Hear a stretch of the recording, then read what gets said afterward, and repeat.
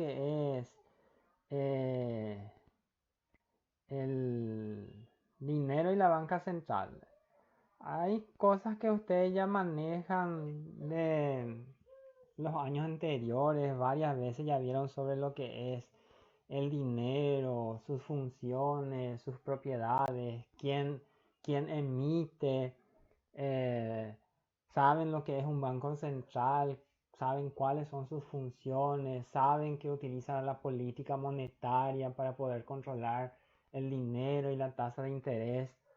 Gran parte de la información sobre dinero y banca ustedes ya saben por la materia de macro, por la materia de contabilidad nacional, por la materia de economía monetaria, economía bancaria y crediticia.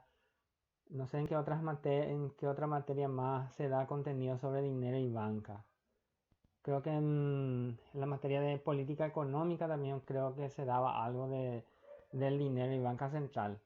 Hola Aldo, hola Mica.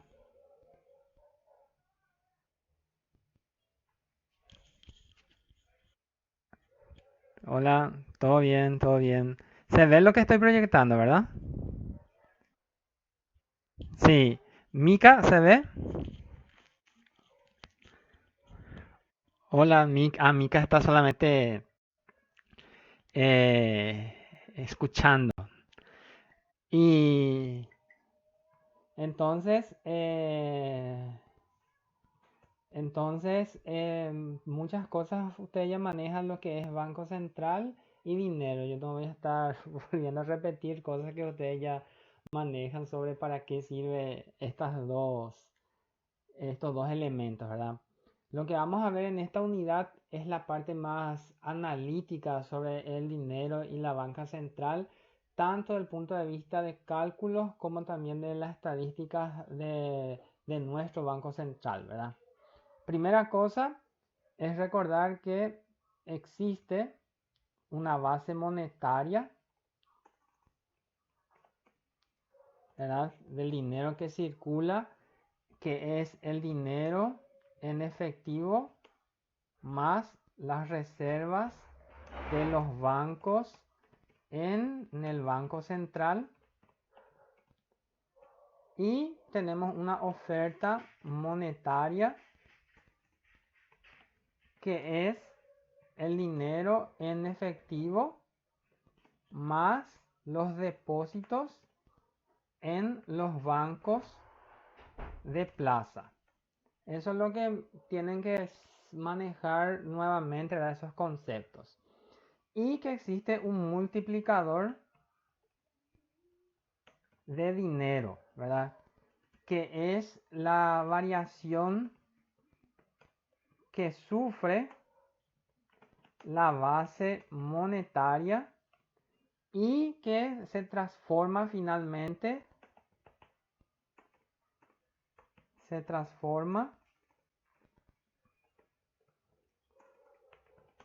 en oferta monetaria.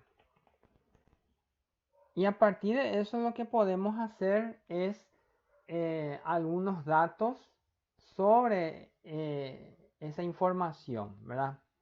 Por ejemplo, primera cosa que se tiene que manejar del mercado monetario en sí, ¿verdad? Que nosotros habíamos visto en las clases anteriores, que es la curva LM, que es la oferta y la demanda de dinero, es la cantidad de dinero que la gente quiere, quiere tener en manos. ¿Qué porcentaje la gente quiere tener en manos el dinero? Entonces, podemos, por ejemplo, ahí decir que esas personas quieren tener de todo el dinero que circula o que puede disponer el mercado de dinero, quiera tener 10%. ¿Cómo se sabe eso? Generalmente hay un término que se le llama bancarización, que es cuando las personas prefieren tener su dinero a través de tarjetas de débito, ¿verdad? O a través de chequeras de cuenta corriente, pero no quieren tenerlo en forma de dinero. Entonces, en ese sentido, ¿verdad? es que nosotros hablamos de esa cantidad de porcentaje. O sea, qué porcentaje la gente quiere tener de dinero en su poder, ¿verdad? Y suponiendo que la persona tendría 100 millones, 10 millones tendría en su cartera y el resto estaría todo en los bancos o en las financieras en el peor de los casos. Después, otra cosa que se tiene que manejar es también saber cuánto el Banco Central aplica de política de reserva monetaria. Esa reserva monetaria, o que también le conocemos como encaje legal, es la cantidad que el Banco Central, ¿verdad?, retiene a los bancos por cada depósito que se realiza. En este caso, por ejemplo, podríamos decir que el Banco Central diga que de cada 100 millones que reciben depósitos, 20% no vuelven a circular dentro de la economía a través de su política monetaria de encaje legal, que hace de que solamente la diferencia vuelva a circular dentro del sistema económico. Y otra cosa que también se tiene que manejar dentro de lo que es el mercado monetario, aparte del encaje legal y aparte de lo que es la cantidad de dinero, ¿verdad?, es saber cuánto es la base monetaria. Es decir, cuánto es el dinero que conforma lo que va a ser el inicio del circuito monetario.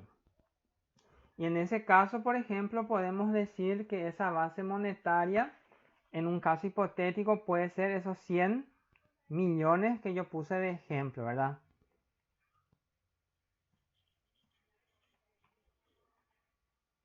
Entonces, nosotros tenemos esos datos. Tenemos que la base monetaria son los 100 millones, que es el dinero en sí emitido y controlado por el Banco Central. Tenemos la cantidad de dinero que la gente quiere tener en manos, que en este caso hipotético sería el 10%. Y el Banco Central, a través de su política monetaria, tiene su reserva monetaria, su encaje legal del 20%. Ahora, para saber cuánto realmente está circulando de dinero en la economía, nosotros podemos aplicar la fórmula de multiplicador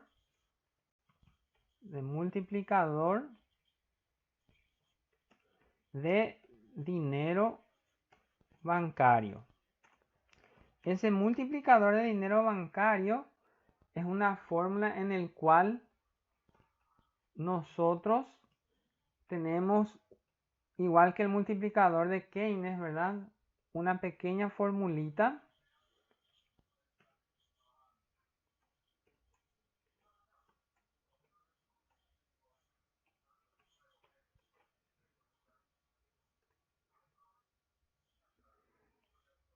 en donde la C representa el dinero que la gente quiere tener en manos.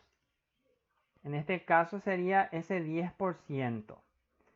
La R es el encaje legal, es decir, cuánto es la reserva que el Banco Central pide que los bancos dejen de hacer circular dentro de la economía.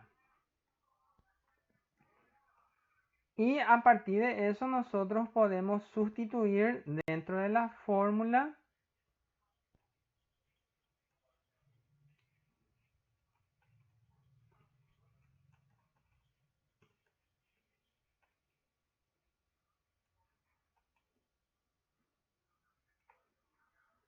y si uno de ustedes me puede ayudar con el resultado.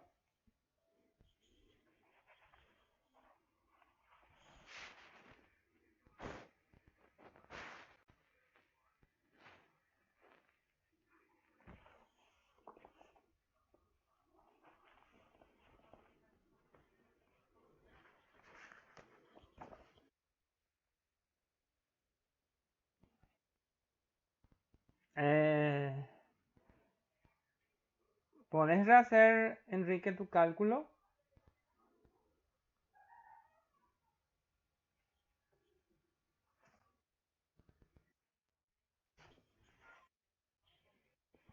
Tres coma.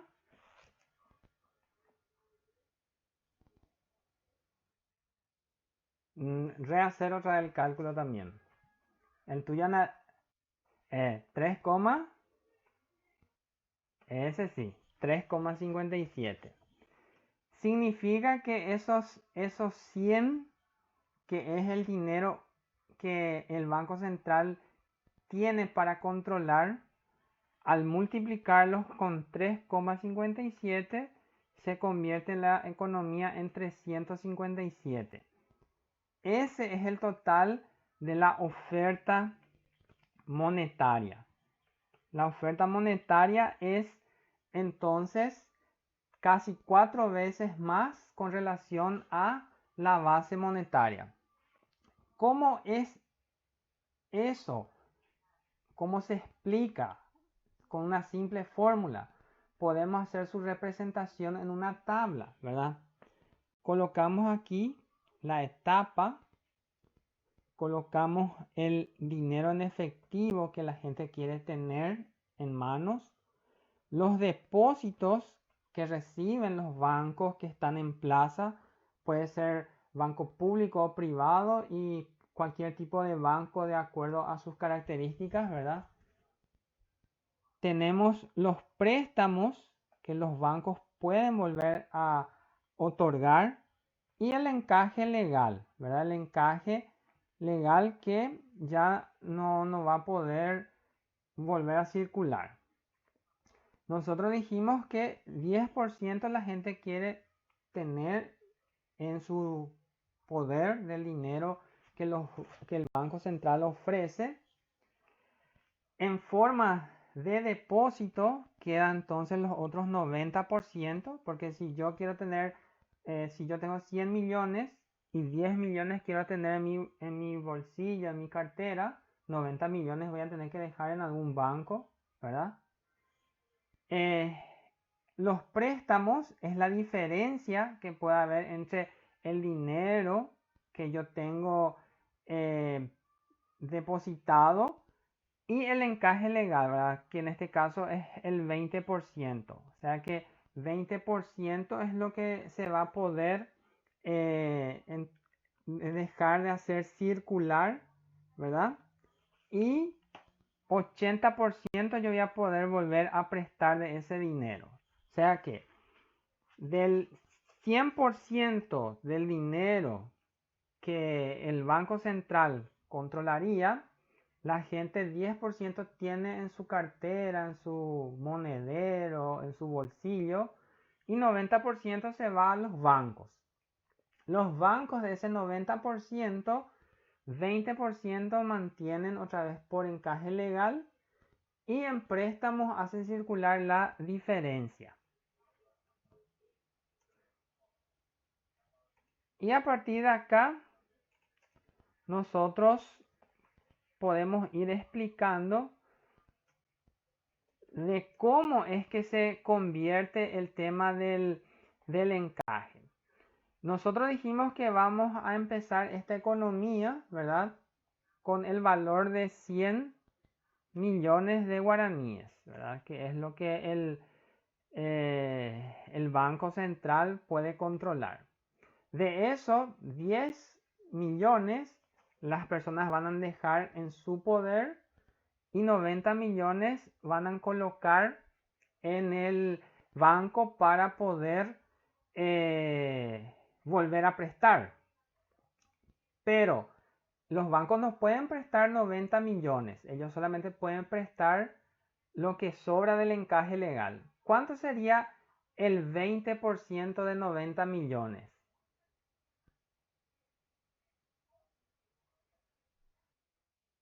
18. ¿Y cuánto sería el 80% de 90 millones? Sí. Entonces solamente pueden volver a prestar 72. Ese 72, cuando se vuelve a prestar, la gente de los 72 que se prestó, va a dejar 7,2 en su bolsillo, y la diferencia, que es el 90%, ¿verdad? Va a volver a depositar. ¿Cuánto sería el 90% de 72?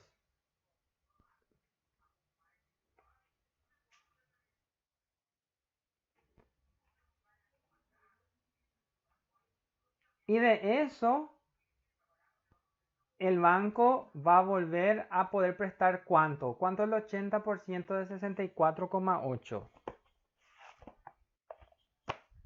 52,84. Y el encaje legal entonces sería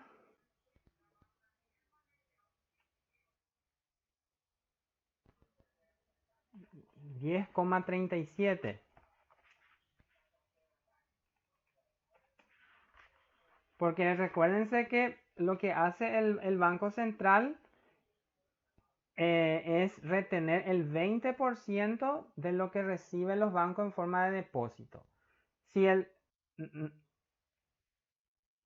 A 12,96. Perfecto. Sí. Luego después de los 51,84, la gente va a dejar otra vez en su bolsillo, ¿verdad? 5,18, que es el 10%, ¿verdad? Y va a depositar la diferencia. ¿Cuánto sería la diferencia?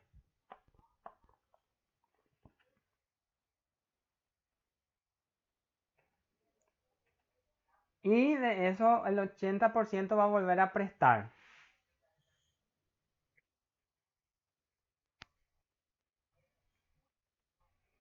Y el encaje legal sería la diferencia o el 20% de ese 46,66.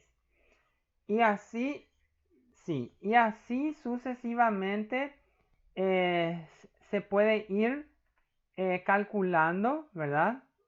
Hasta que va a llegar un límite en el cual por efecto multiplicador ya no vamos a poder generar, ¿verdad?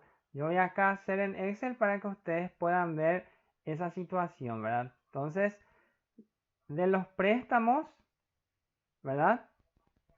El 10% la gente retiene. Después, la diferencia vuelve a depositar. Después, el 20% de eso los bancos no pueden volver a prestar, que es el encaje legal. Y la diferencia entre ese depósito y el encaje legal, que es el 80%, vuelven a hacer en forma de préstamo. Y esto yo voy a arrastrar. Obvio que los valores pueden cambiar de acuerdo a la necesidad. Aquí, por ejemplo, ya los valores van quedando por debajo de 0. Creo que con esto ya puede ser suficiente. Si ustedes se recuerdan, ¿verdad? La columna que ahora está en la celda pintada, ¿verdad? Era el efectivo en manos del público. Este eran los depósitos. Este eran los préstamos. Y este era el encaje legal. Y ahora yo voy a sumar los valores de la columna de efectivo.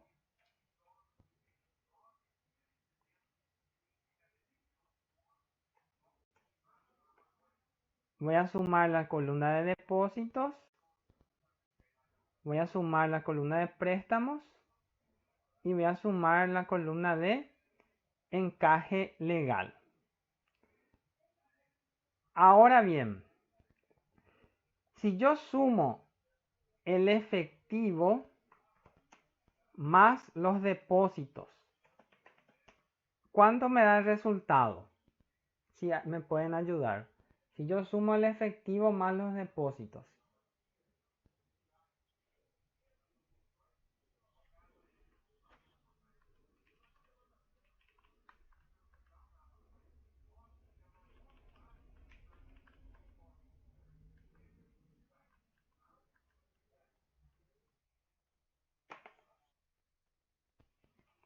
Perfecto. Y si yo sumo los préstamos más el encaje legal, ¿cuánto me da?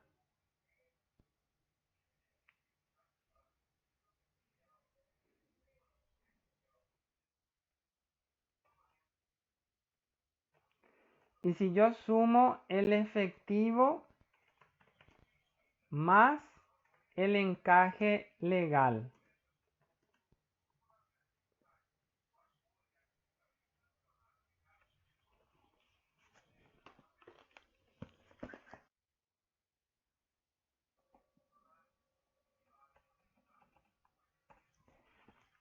como yo no hice el redondeo hasta el final, ¿verdad? Algunos números no llegaron a cuadrar como corresponden, pero ¿cuánto era el dinero que el Banco Central podría controlar en este ejemplo que yo había comenzado? 100. Según la definición, ¿verdad? La base monetaria es el dinero en manos del público más el encaje legal, que coincidentemente suma casi 100, ¿verdad? 99,62. Y la oferta monetaria es el efectivo más los depósitos que se encuentran en los bancos, que en este caso llegó a 355,82. Eso es porque no llegué yo a aumentar más nomás los valores, ¿verdad? Porque esto podría haber aumentado más. Y eso concuerda o guarda relación con el multiplicador, que los 100 millones que se había invertido, que podía controlar el Banco Central, casi 4 veces más se convirtió en la economía por el efecto multiplicador. Es decir, los 100 millones se convirtieron en los 357 millones circulando dentro de la economía.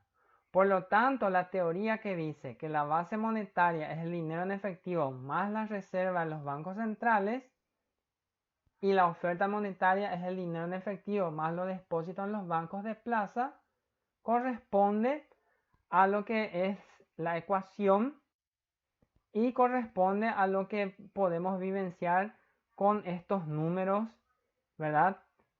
En el cálculo. ¿Tienen alguna duda con relación a esta parte?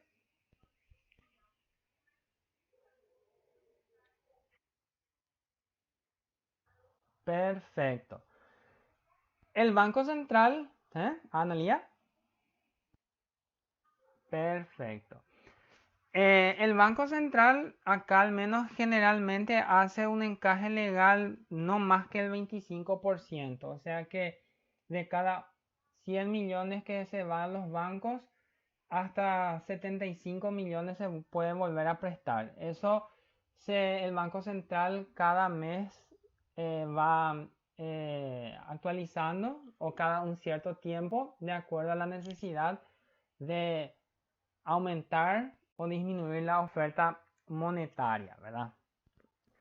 También lo que se tiene que manejar con relación a lo que es el Banco Central y el dinero es la información que nosotros siempre encontramos en la página que es del Banco Central sobre los anexos, ¿verdad? Nosotros estábamos usando ese informe del Banco Central para poder manejar lo que es eh, datos estadísticos de la economía. Puede ser a nivel real, como el Producto Interno Bruto, también puede ser a nivel comercio exterior y también a nivel de lo que es monetario, que es lo que ahora vamos a estar viendo. Estoy aquí abriendo el archivo para que después podamos visualizar.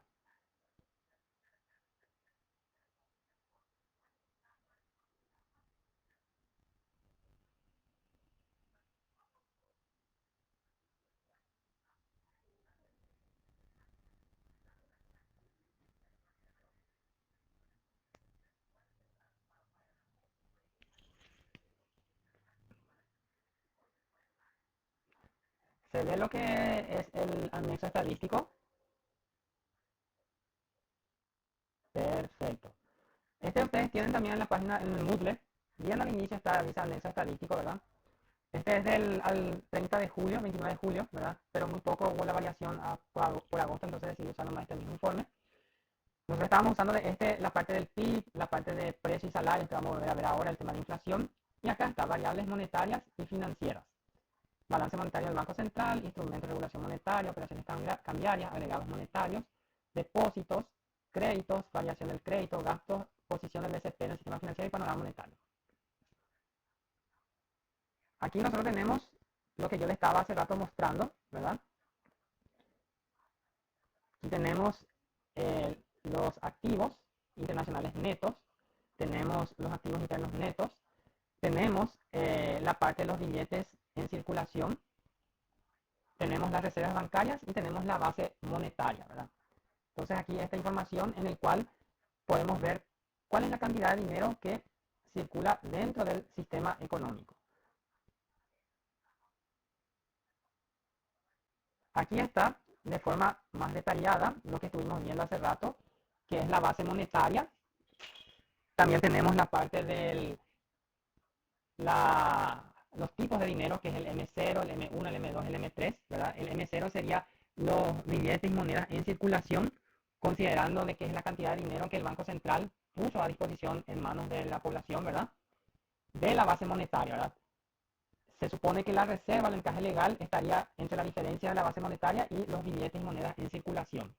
El M1, que corresponde a lo que es los depósitos, ¿verdad? En cuenta corriente. Y el cuasi dinero, que son los depósitos en formato de ahorro, o a la vista, o a plazo, o los famosos CDA.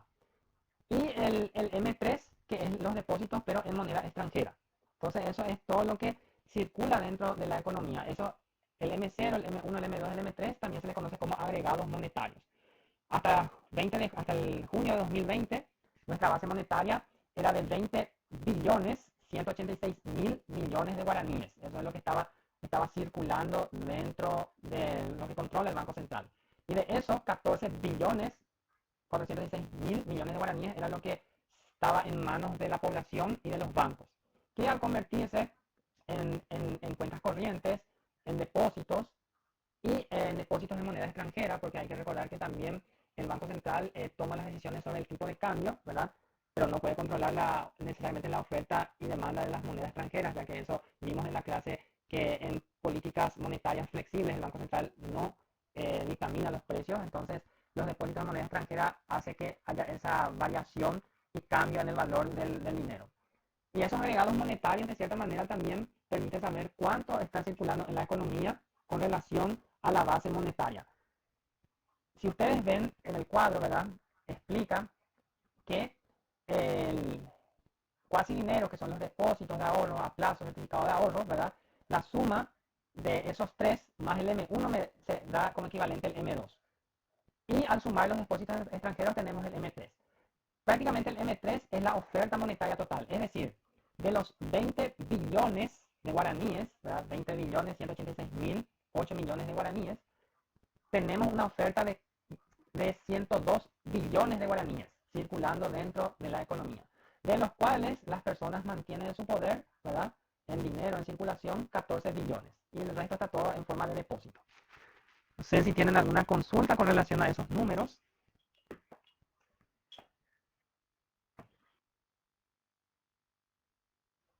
En realidad se puede ir a la quiebra porque si al mirar que solamente se dispone, ¿verdad?, de menos de 20 billones para poder devolver el dinero. El famoso miedo que tienen los bancarios de la corrida bancaria. O sea que los bancos quiebran porque la gente pierde la confianza en el banco y se va a retirar como loco el dinero. Pero el dinero no existe. El dinero fue devuelto al sistema, el sistema monetario para que haga su proceso circulatorio. Entonces el dinero en sí no existe. Lo que existe es un registro del movimiento de dinero. Entonces los bancos si todo el mundo se va a retirar su dinero, en realidad ese dinero está circulando dentro de la economía. Por eso el temor de la corrida bancaria, Enrique, porque tenemos una oferta monetaria prácticamente más 5 veces más de lo que se tiene de base monetaria. Entonces, los bancos no van a estar preparados para muchas retiradas porque gran parte de ese dinero se haya circulando dentro del sistema económico. O sea, esa corrida bancaria que hace que a los bancos quiebren es justamente esa, digamos, de dificultad de hacer líquido el dinero que no se dispone, solamente se encuentran los registros.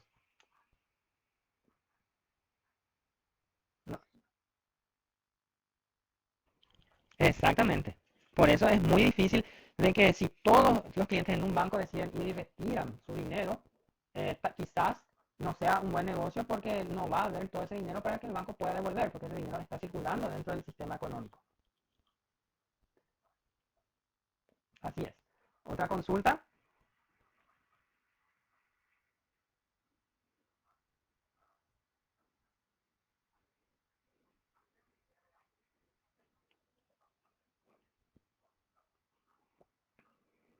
Bueno, entonces tenemos los agregados monetarios, ¿verdad? El encaje legal, ¿verdad? Por ejemplo, según la información que nosotros disponemos, ¿verdad? Si ustedes ven la base monetaria, que es de 20.186.000, y los billetes y las monedas que están en circulación son 14.416.000, tenemos una diferencia entre esos dos, que sería más o menos el valor de la reserva que tiene el Banco Central con relación a los bancos. Aproximadamente casi 6 billones son las reservas que tiene el Banco Central de los bancos, ¿verdad? Y el resto, que es 14 billones, está circulando dentro de la economía. Y a partir de eso, ¿verdad? Se va conformando el efecto multiplicador hasta convertirse a los 102 billones, ¿verdad? Que es todo el dinero que tenemos dentro del circuito económico. Aquí tenemos uno más resumido, ¿verdad? En donde acá está la base monetaria, el M0, que es el dinero en manos del público, el M1, que es cuando se le suman las cuentas corrientes, el M2 cuando se le suman los depósitos y el M3 cuando se le suman las monedas extranjeras. Acá tenemos la variación que sufrieron en porcentaje, ¿verdad? Cuánto varió mensualmente o interanualmente, ¿verdad? Este hasta junio 2020. Si descarga un archivo que nos traiga hasta agosto, va a ver ya también los meses de julio y agosto. Este es un cuadro en el cual demuestra el valor ya de los depósitos en moneda nacional, en moneda extranjera y el valor total. Solo depósitos, ¿verdad? Y en este caso, cuando hablamos de depósitos, estamos hablando de cuentas corrientes y de los ahorros a la vista, plazos y los CDA. Y pues se puede ver la información tanto en guaraníes como en dólares. Como ustedes pueden ver, en dólares utiliza el tipo de cambio promedio del mes. Aquí tenemos el total de depósitos, un resumen otra vez del cuadro 23. Acá tenemos ya la parte de los créditos, cuánto se otorga en moneda nacional, en moneda extranjera. Entonces, básicamente esa parte que habla sobre lo que es el mercado monetario, ¿verdad? Y el control de la cantidad de oferta y demanda, ¿verdad? Porque la parte de la demanda es con relación al dinero que la gente quiera tener, ¿verdad? Sabemos que el precio que tiene que pagar por el dinero es la tasa de interés. Como había dicho al inicio de la clase de hoy, ¿verdad? La parte que habla sobre funciones del dinero, propiedades del dinero, funciones del Banco Central, eso ya ustedes en otras materias ya estuvieron viendo. Igualmente yo alcé en el Moodle, o sea, videos que hablan sobre esos puntos, ¿verdad? Pero creo que ya como futuros colegas ya manejan un poco mejor esa parte de la información de lo que es el dinero y en la banca central. A mí me queda más la parte de explicación técnica con relación a los valores, ¿verdad? Que están dentro de los cuadros monetarios, ¿verdad?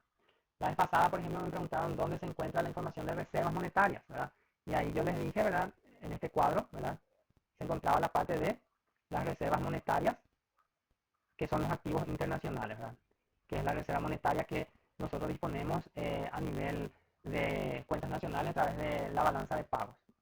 Y tenemos después ya la parte de activos internos, ¿verdad? Que habla sobre los créditos del gobierno, del sector público y después ya habla del sector privado, así como también del tema de la base monetaria y el tema de la oferta monetaria que ya vimos que es el efecto multiplicador sobre la base monetaria.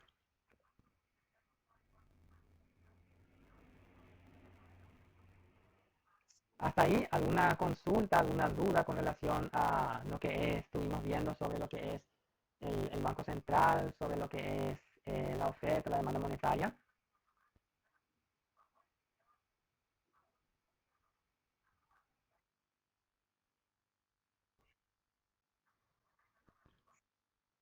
Es perfecto, qué bueno. Y ahora,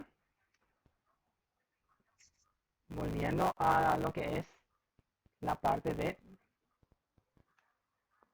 que analizan cuando ven la pantalla. ¿Se ve? Bueno, nosotros, otra cosa que tenemos que manejar con relación al mercado de dinero es, aparte del sistema monetario bancario, es nuestra bolsa de valores, ¿verdad? En este caso, que es la bolsa de valores y productos de asunción sociedad anónima, el famoso BVPAS, ¿verdad? Ustedes pueden ingresar voy a colocar los links para que ustedes puedan ingresar, ¿verdad? Nosotros sabemos que en la bolsa lo que se hace es un control de lo que es activos a mediano y largo plazo. Y generalmente está la representación de los bonos y las acciones. Los bonos, que son obligaciones, ¿verdad? Que son deudas o pasivos, y las acciones, que forman parte del patrimonio neto. Sabemos que las acciones es una alicuota dentro de lo que es una sociedad anónima. El precio de los bonos depende del tipo de bono, ¿verdad? Entonces tenemos el bono perpetuo, que es un tipo de bono. Tenemos el bono sin cupón o cupón cero. Y tenemos el bono con cupón. Y cada uno de esos tiene una forma de saber el valor por el cual tenemos que pagar hoy para tener el rendimiento en el futuro. Vamos a suponer que yo quiero ganar $5.000 por toda mi vida. ¿Cuánto tengo que pagar hoy yo por ese bono? 5.000, y dependiendo, ¿verdad?, de la tasa de interés, para saber cuánto yo debo de pagar. Y vamos a suponer que tengo que tener una rentabilidad del bono del 5%. Si alguien me puede decir cuánto sale esa división.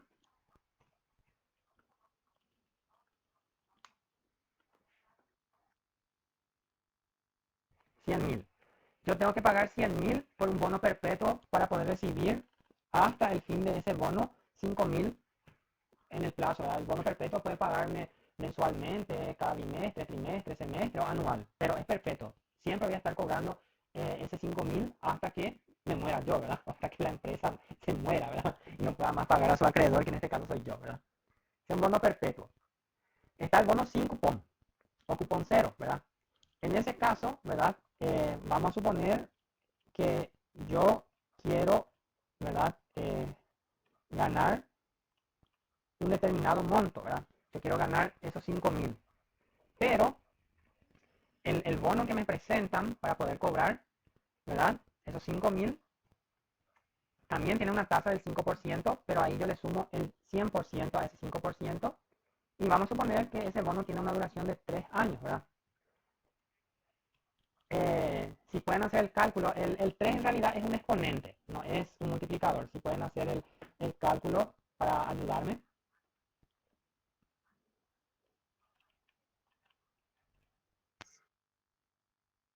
4.000,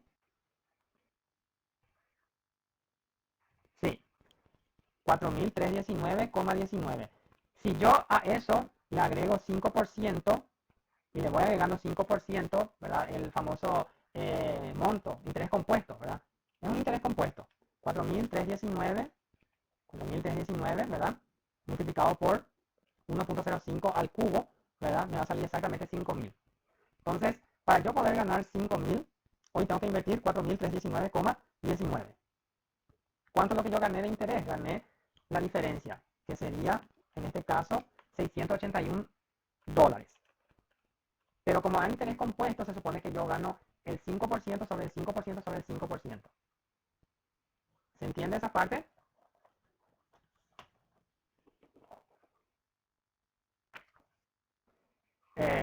Sobre el valor, o sea que 4.319,19 por 5% se suman, después por 5% se suman y por 5% se suman. Es interés compuesto. ¿Alguna duda hasta ahí, esas dos partes?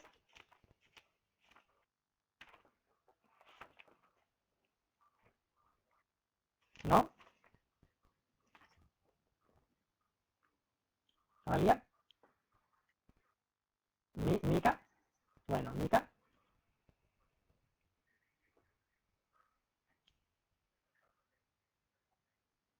Perfecto.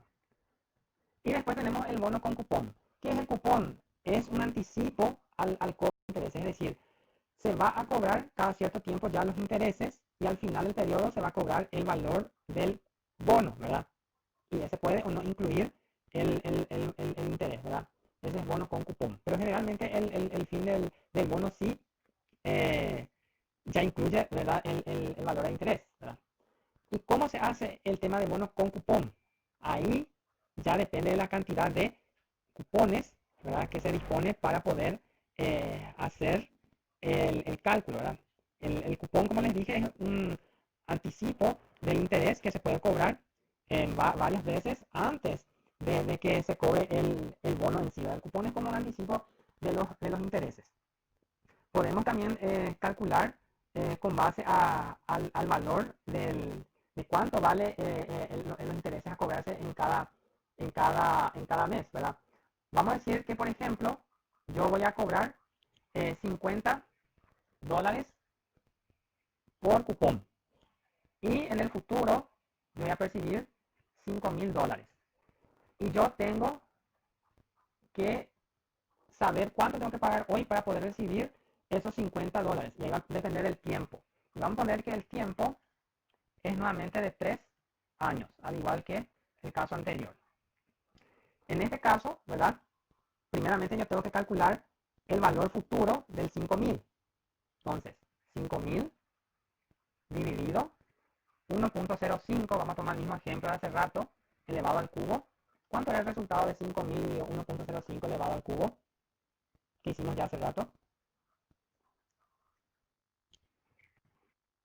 Sí, sí.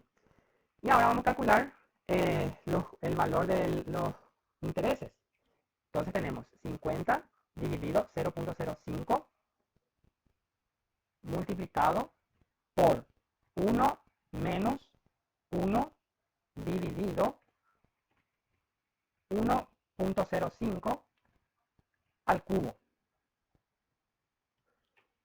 ¿Cuánto me da ese resultado? 50 dividido 0.05 multiplicado por 1 menos 1 dividido 1.05 al cubo.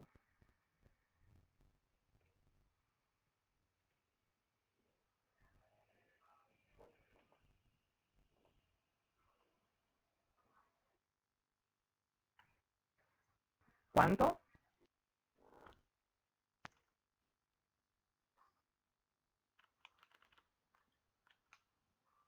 7,000.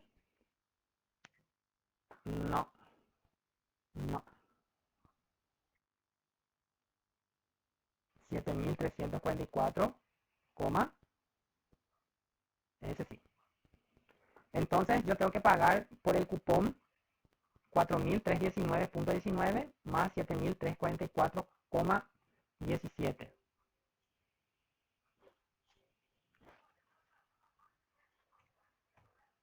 11,663,36 tengo que pagar por el cupón para que yo pueda cobrar $50 por 3 años y al final pueda reembolsarme 5,000. O sea, ese es básicamente lo que yo estoy invirtiendo.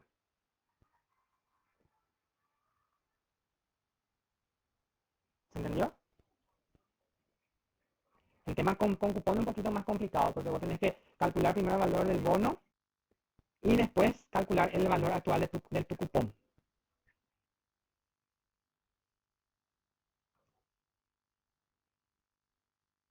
El bono con cupón es que vos vas a anticipar el cobro de tus intereses, ¿verdad? Vas a anticipar tus intereses. En este caso vas a cobrar $50 en el primer año, en el segundo año y en el tercer año. Entonces lo que vos vas a hacer es anticipar eso, ¿verdad? Y al fin del periodo vas a cobrar el valor total de tu bono, que es 5,000. Entonces para poder, vos tenés que estar exactamente, exactamente. Entonces tenemos el bono perpetuo, el más fácil de todos, porque vos para cobrar eternamente un cierto monto dividís nomás con la tasa de interés de ese bono y sabes cuánto tenés que invertir hoy, ¿verdad? El bono que es hipotético nomás.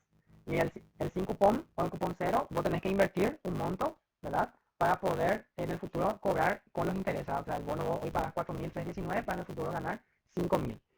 Y el último, sí, y el último, el bono con cupón, o sea, que es donde vos vas a cobrar los intereses, ¿verdad? Para poder después al fin del periodo recuperar el valor de tu bono más los intereses que promete ese bono. Sí. ¿Alguna duda o consulta?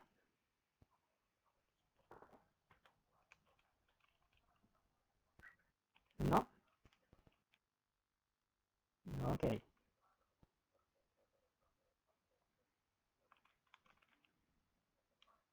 ¿Otra persona? Nika.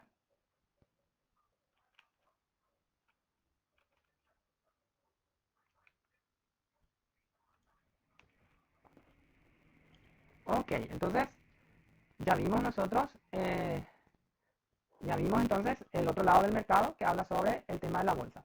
Ya el tema de las acciones, ¿verdad? ¿Cómo nosotros sabemos el valor de una acción? Dividiendo su patrimonio neto con el número de acciones. Esa es la manera de saber el valor de una acción. De manera rápida, voy a agarrar el patrimonio neto de la empresa que está cotizando y dividir con el número de acciones. Ahí vamos a ver el valor de cada acción, ¿verdad? Y ese valor puede ser por encima o por debajo de lo que fue vendido inicialmente. Entonces, para saber el valor de una acción, generalmente es el patrimonio neto dividido el número de acciones, ¿verdad? O la diferencia entre activo y pasivo, ¿verdad? Dividido el número de acciones. Ese es el precio contable de una acción. No sé si quieren un ejemplo numérico.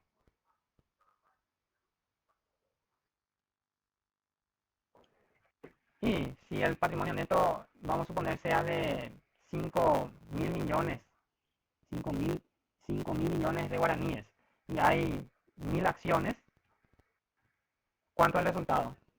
¿Cuánto vale cada acción?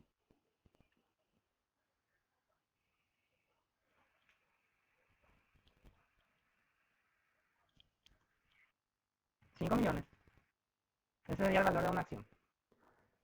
Perfecto. Ya tenemos entonces el lado del mercado monetario, el lado del Banco Central, ¿verdad?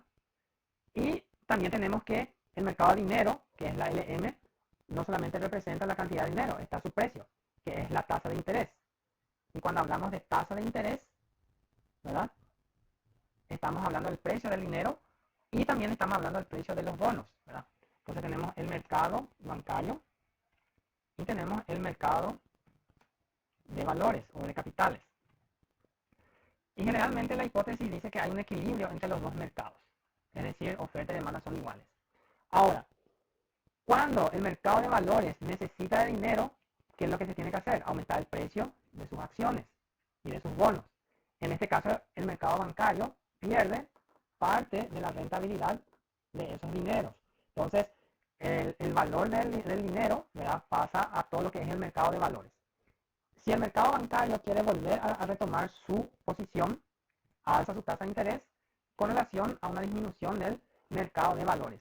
Generalmente, la disminución de la tasa de interés ocurre porque hay una alta oferta monetaria, es decir, hay más dinero de lo que se demanda. Y en ese caso es que la tasa de interés suele bajar, ¿verdad? Hay más oferta que demanda. Y generalmente, cuando la tasa del mercado de bonos, ¿verdad?, aumenta, ¿verdad?, es porque hay una demanda de bonos mayor a su oferta. Y generalmente cuando la tasa bancaria aumenta es porque hay una demanda mayor de dinero con relación a la oferta. Entonces, eso hace que el juego de la bolsa con el mercado bancario tenga un equilibrio, ¿verdad? Si aumenta la demanda de bonos es porque disminuye la oferta monetaria hacia un lado. Y si aumenta, pero si disminuye la demanda de bonos es porque aumenta la oferta monetaria hacia el otro lado. Entonces eso es lo que hace que la tasa de interés vaya equilibrando o desequilibrándose dentro del mercado monetario. No sé si se entendió esa parte.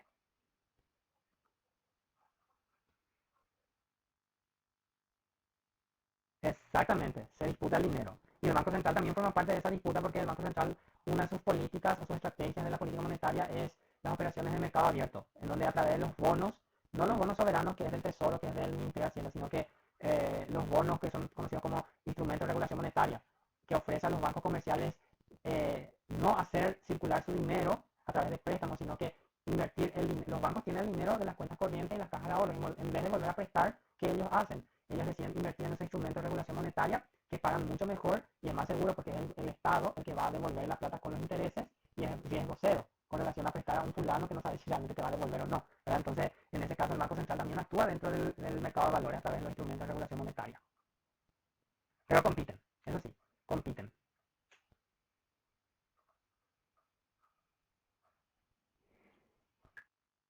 Perfecto. Y bueno, todo lo que nosotros vimos hoy en la clase, ¿verdad? Y ahora ya a parar la grabación.